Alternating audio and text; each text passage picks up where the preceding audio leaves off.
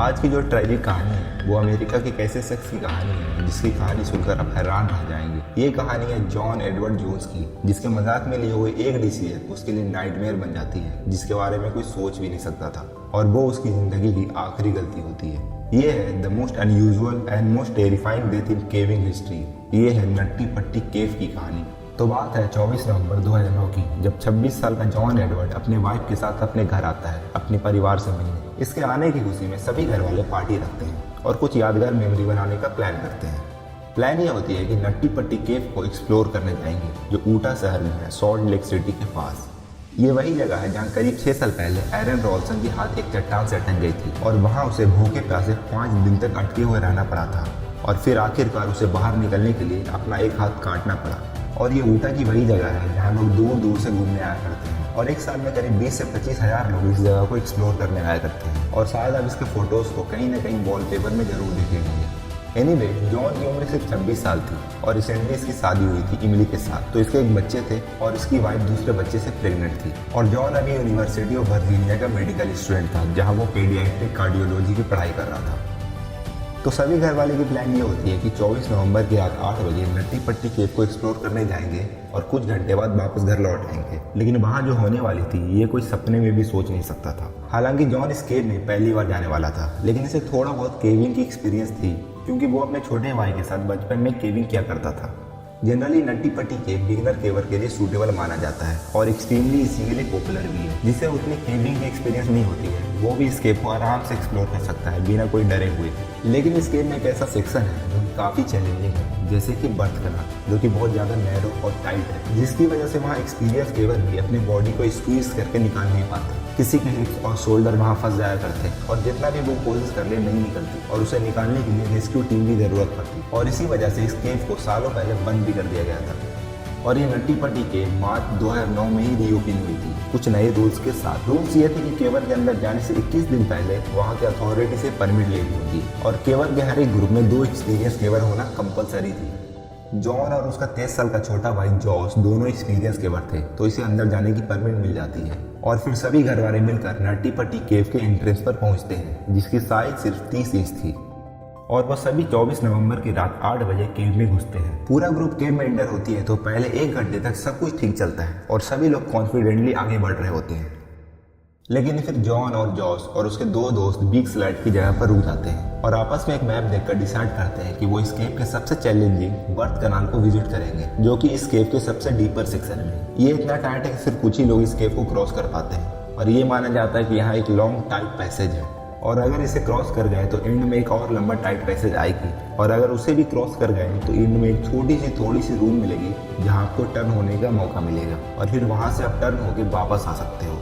हालांकि ये इतना टाइट है कि इसमें एक्सपीरियंस केवर को भी घुटन होने लगती है और वो पैनिक हो जाते हैं। जॉन और उसका छोटा भाई जॉस, जो इसके पीछे आ रहा था, उन्हें बर्थ कनाल मिल जाती है और वो दोनों बर्थ कनाल के अंदर घुस जाते हैं।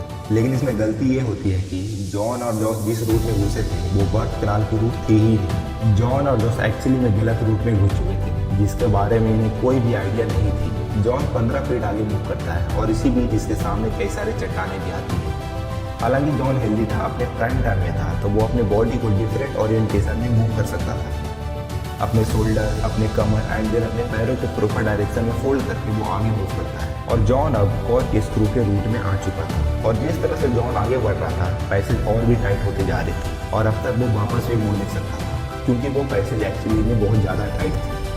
इसे लग रहा था वो बर्थ कनाल में, और इसके अकॉर्डिंग जैसे इसे पता था कि एंडिंग में एक स्मॉल रूम आएगी और टर्न होने का मौका मिलेगा, इसलिए वो आगे बढ़ता जाता है। और यही जगह थी जहाँ चीज़ें और बिगड़ जाती है, और अब तक वो कॉर्क स्क्रू के एरिया में आ चुका था। इस कॉर्क स्क्रू एरिया को क्रॉस करने के लिए केवर को बहुत छोटे और फ्लेक्सिबल होने की ज़रूरत पड़ती थी, और सिर्फ कुछ ही लोग अपने स्किल की मदद से इसे क्रॉस कर पाते हैं। और वहाँ से केवर को रॉक लेग से 90 डिग्री बेंड होना होता है लेफ्ट की साइड। अब तक जॉन इसी स्मॉल एरिया से टर्न हो चुके थे, और इसके बाद वो मोस्ट डिफिकल्ट सेक्शन में पहुँचते हैं। 5 साल पहले एक 16 साल का लड़का ब्रॉक क्लार्क यही कॉर्क स्क्रू सेक्शन में अटक गया था, जिसकी हाइट सिर्फ 5 फुट 7 इंच थी और वेट 63 kg थी, और उसे रेस्क्यू करने के लिए 14 घंटे लगे थे। जॉन भी यही एग्जैक्ट स्पॉट पर था, जबकि इसकी हाइट 6 फीट थी और वेट 90 kg थी। यहाँ पर इसके अपने बॉडी को टर्न करके वापस लौटने की कोई ऑप्शन नहीं थी, इतनी कॉम्पैक्ट स्पेस की वजह से। वो ना चाहते हुए भी लेस एरिया की तरफ आगे बढ़ता है, खुद को स्क्वीज करते हुए। हालांकि ये एरिया टाइट थी तो जॉन को लग रहा था कि ये बर्थ कराने की सबसे टाइट जगह है, मतलब कि आगे एक बिगर स्पेस आएगी और वहाँ इसे टर्न होने का मौका मिलेगा। और वो अपने स्टोमक को प्रेस करते हुए रॉक के सहारे आगे बढ़ता जाता है। वो मूव कर रहा था डाउनवर्ड डायरेक्शन में, मतलब जमीन से एग्जैक्ट नीचे की ओर। जॉन को पता नहीं था वो कहाँ पहुंच चुका है, जहाँ आज तक किसी ने भी क्रॉस नहीं किया। वो कम्प्लीटली एक नई जगह पर था। एक्सट्रीमली टाइट और अनकंफर्टेबल पोजीशन होने के बावजूद भी जॉन कूल होने की कोशिश कर रहा था। उसे उम्मीद थी कि आगे कोई एक ओपनिंग जरूर मिलेगी। और फिर वो तभी स्पीड में नीचे गिरने लगता है और खुद को अपने हाथों से पकड़कर जोर से चिल्लाता अपने भाई की ओर। कहता है, जॉस तुम इधर मत आओ, मुझे फॉलो मत करो। अपने कंधे के सहारे इसे आगे बढ़नी जरूरी थी बाहर निकलने के लिए। और तब जॉन को अपने हेडलैम्प से एक होल की ग्लिम्स दिखाई देती है। एक होल है फ्लोर में, शायद उसके अंदर बड़ा स्पेस हो सकता है। और जॉन के अंदर एक उम्मीद जागती है, लेकिन ये जॉन की जिंदगी की सबसे बड़ी और आखिरी गलती थी। वो आगे बढ़ता है और अपने सर को होल में डालता है और एग्जैक्टली वो जिस टनल में जा रहा था वो अननोन थी और अब वो पहुंच चुका था इवन और भी टाइट स्पेस में। और जैसा कि उसने सोचा था कि आगे ओपनिंग मिलेगी, लेकिन it was a dead and. आगे रास्ता बंद थी। ये पूरे केव के पैसेज की एंडिंग थी। इस जगह की स्पेस 18 बाई 10 इंच थी, मतलब कि एक लैपटॉप स्क्रीन जितनी। वो कम्प्लीटली अपसाइड डाउन पोजीशन में था, मतलब कि सर नीचे और पैर ऊपर, और नियरली 70 डिग्री एंगल में मुड़ा हुआ भी था। वो खुद को ऊपर पुश करने की कोशिश करता है, but this whole was exhausting. इसके एक हाथ यूजलेस पोजीशन में फंसे हुए थे और दूसरा हाथ इसके चेस्ट की ओर मुड़ा हुआ था। वो दीवार के सहारे खुद को पुश करने की कोशिश करता है, लेकिन इसे जल्दी रियलाइज हो जाती है कि इसके सारे मेहनत के बावजूद भी वो मूव नहीं कर सकता और इसके पैर भी होल के सबसे स्मॉलेस्ट साइड में फंसे हुए थे। वो जॉस को दोबारा चिल्लाता है, जबकि जॉस इसके पीछे ही था कॉर्क स्क्रू पाथ पर। लेकिन वो अपने भाई की तरह इस एरिया से क्रॉस नहीं करता, बल्कि वो अपने फीट को आगे करता है और फिर अपने सर को पीछे रखता है ताकि वो आगे से आसानी से रिटर्न हो सके। इसे जॉन की आवाज़ कंटिन्यू सुनाई दे रही थी और फाइनली पहुंचता है वो उस जगह पर जहां वो देखता है कि जॉन एक होल में घुसा है और होल ने इसे पूरा निगल लिया है और उसकी सिर्फ 2 पैर ही दिख पा रही है। वो जॉन के दोनों पैरों को अपने पैरों से पकड़कर खींचने की कोशिश करता है, लेकिन जॉन थोड़ा सा ऊपर आता और फिर कंजेशन की वजह से ग्रिप छूट जाती और जॉन फिर वापस इनिशियल पोजीशन पर चला जाता है। और बार बार ऐसा करने से कुछ नहीं हो पाती थी और इस सिचुएशन में दोनों फ्रस्ट्रेट हो जाते हैं।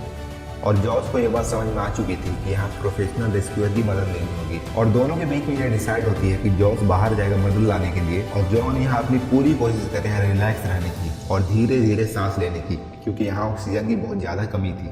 खैर जॉस केव से बाहर आता है और सभी को इसकी जानकारी देता है और रेस्क्यू टीम को बुलाई जाती है। यहाँ पर सबसे बड़ी प्रॉब्लम ये थी कि जॉन अपसाइड डाउन पोजीशन में था और रेस्क्यू डॉक्टर का मानना है कि अपसाइड डाउन पोजीशन में रहने की वजह से वो सिर्फ 8 घंटे तक ही जिंदा रह सकता है और फिर उसके बाद सारी ऑर्गन्स फेल होना शुरू हो जाएगी और उसे कार्डियक अरेस्ट आ सकती है।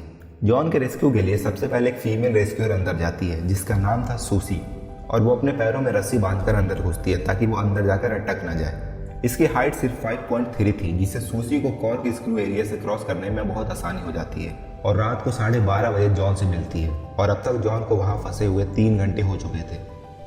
हाय John, my name is Susie, how it's going? Hi Susie, thank you for coming, but I really want to get out. Oh no worries John, you are going to be out of here. John को ये professional help देखकर लग रहा था कि वो तुरंत यहाँ से निकल जाएगा, लेकिन वो गलत था। सूसी ये देखकर समझ चुकी थी कि ये सिचुएशन जितनी बुरी दिख रही है ये उससे ज़्यादा बुरी है। सूसी रस्सी से जॉन के पैरों को बांधती है और खींचने की कोशिश करती है, लेकिन रोप में फ्रिक्शन बहुत ज़्यादा थी जिससे वो इफेक्टिवली रस्सी को खींच नहीं पाती। सूसी सब कुछ कोशिश करती है जितना वो कर सकती थी, जैसे कि उसके जीन्स को फाड़ती है जिससे और जगह क्रिएट हो पाए, लेकिन वो भी 2 घंटों में फ्रस्ट्रेट हो जाती है और उसे भी यहाँ से बाहर जाना पड़ता है।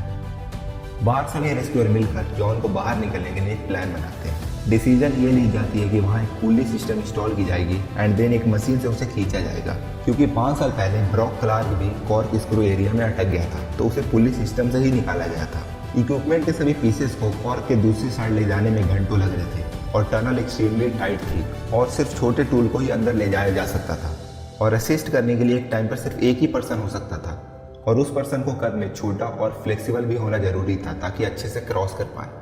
ये कोई सिंपल सिचुएशन नहीं थी और हर एक पुलिस सिस्टम को इंस्टॉल होने में घंटों तक टाइम लग रहे थे। और इसी दौरान केवल जॉन से बात करके जॉन को रिलैक्स रखने की कोशिश भी कर रहे थे। जॉन को वहाँ अटके वक्त तक 12 घंटे हो चुके थे और वो अपनी पूरी रात अपसाइड डाउन पोजीशन में रखकर गुजारता है और साथ ही एक बॉडी की अपनी एक फिजिकल लिमिटेशन होती है ऐसे पोजीशन में रहने के लिए, और वो उस लिमिटेशन को भी पार कर चुका था। उसके 90 किलो की शरीर ग्रेविटी के प्रेशर से लड़ रही थी, उसके ब्लड सर्कुलेशन में गड़बड़ी होने लगी थी और धीरे धीरे इसके सांसें रुक से रही थी।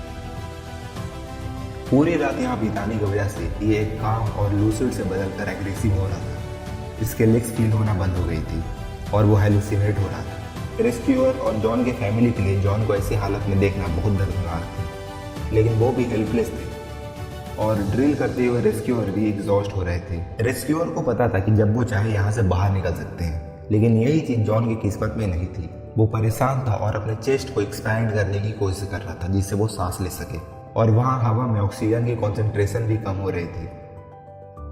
और अब इतना टाइम बीतने के बाद जॉन के पास एक वाइड टेलीकॉम सिस्टम लगाया जाता है और दूसरी साइड से जॉन की वाइफ एमिली उससे बात करती है और जॉन को इनकरेज करने की कोशिश करती है। और जॉन भी अपनी वाइफ को दिलासा देता है कि मैं यहाँ से जल्द बाहर निकलूंगा और सब कुछ ठीक हो जाएगी। अब तक शाम के 4 बज चुके थे और जॉन के यहाँ 18 घंटे पूरे हो चुके थे और अब पुलिस सिस्टम भी लग चुकी थी और मूव करने के लिए तैयार थी। एक रेस्क्यूअर जिसका नाम रियान था वो केव में घुसता है और जॉन के पास पहुँचता है। रियान कहता है, how are you John? It sucks, I am upside down, I can't believe I am upside down, my legs are killing me. Ryan देखते हैं कि जॉन की बॉडी ओपनिंग के सबसे नैरो साइड में फंसी है, तो वो सबसे पहले उसे ठीक करते हैं और फिर वो उसके पैरों को रस्सी से बांधकर खींचते हैं। लेकिन जॉन के पैर को बहुत ज़्यादा दर्द हो रही थी। वो जब भी खींचता तो जॉन उसे रुकने को कहता है क्योंकि इसके नर्व्स अब अल्ट्रा सेंसिटिव हो चुकी थी, और फिर वो दोनों कुछ टाइम के लिए रुक जाते हैं और फिर वो दोबारा कोशिश करते हैं। और अब तक ऐसा लग रहा था कि पूरी सिस्टम अब काम कर रहा है। जॉन अब ऑलमोस्ट इतना ऊपर उठ गया था कि वो अब रियान को एक्चुअली देख सकता था, उससे आई कांटेक्ट कर सकता था। और फिर रियान जॉन को ट्यूब में एक एनर्जी ड्रिंक देता है पीने को। इसी तरह अब तक 19 घंटे बीत चुके थे। ये चीज़ें बहुत स्लोली हो रही थी और इसमें काफ़ी एफर्ट भी लग रही थी। हालांकि एक काइंड ऑफ प्रोग्रेस तो हो रही थी, लेकिन अब भी उसे निकालना काफ़ी मुश्किल थी। जॉन के पैर ऊपर के सीलिंग को हिट कर रहे थे और उस पैसेज में उसे अपने पैर को ट्विस्ट करना इम्पॉसिबल थी। तो रायन फाइनली डिसाइड करता है कि वो इसके पैर को तोड़ देगा। और यही बीच यहाँ पर एक ऐसी अनइमेजिनेबल चीज़ होती है जिसके बारे में कोई सोच भी नहीं सकता था। पूरी सिस्टम फेल हो चुकी थी। एक बोल्ट जो जॉन के ऊपर ड्रिल की गई थी दीवार में, वो दीवार से निकल जाती है और वो सीधा रायन के सर पर जाकर लगती है, जिससे रायन अनकॉन्शियस हो जाता है। और जॉन जो आधा ऊपर उठ चुका था वो वापस स्लिप होकर इनिशियल पोजीशन पर चला जाता है और अब इसका कोई रिस्पॉन्स भी नहीं आ रहे थे। ये मोमेंट जॉन जोन्स की फाइनल किस्मत थी। अब शायद वो कभी बाहर नहीं आ सकता था। और रायन जब होश में आता है तो उसके सर से खून बह रही थी। वो पूरा कंफ्यूज हो चुका था कि यहाँ पर क्या हुआ। खैर रियान को वहाँ से बाहर निकालकर हॉस्पिटल भेज दिया जाता है और उसकी जगह जॉन को रेस्क्यू करने के लिए उसके फादर डेव ले लेते हैं और उस टूटे हुए पुलिस सिस्टम को इंस्टॉल करने के लिए 1 और घंटे लग जाते हैं। डेव रस्सी से जॉन की बॉडी को बांधने की कोशिश करते हैं, लेकिन डेव वहाँ जितनी देर में रहते हैं उसमें जॉन का कोई रिस्पॉन्स नहीं आ रही होती है। ये पूरा ऑपरेशन जॉन के बिना हेल्प की नहीं हो सकती थी। ये पॉसिबल नहीं थी कि एक 90 किलो का इंसान स्केप से बाहर निकल सके बिना उसकी मदद के। और जब डेव जॉन को रस्सी से बांधने की कोशिश कर रहे थे तो वो खुद भी 15 मिनट तक वहाँ अटक गए थे और आखिर में वो भी वहाँ परेशान हो जाते हैं और थक हार कर वो वहाँ से बाहर आ जाते हैं। अब ब्रैंडन कोस एक नए रेस्क्यूअर के तौर पर उसकी जगह ले लेते हैं और फिर वहाँ एक टेलीकॉम सिस्टम लगाया जाता है जिससे उसकी फैमिली उससे बात कर सके।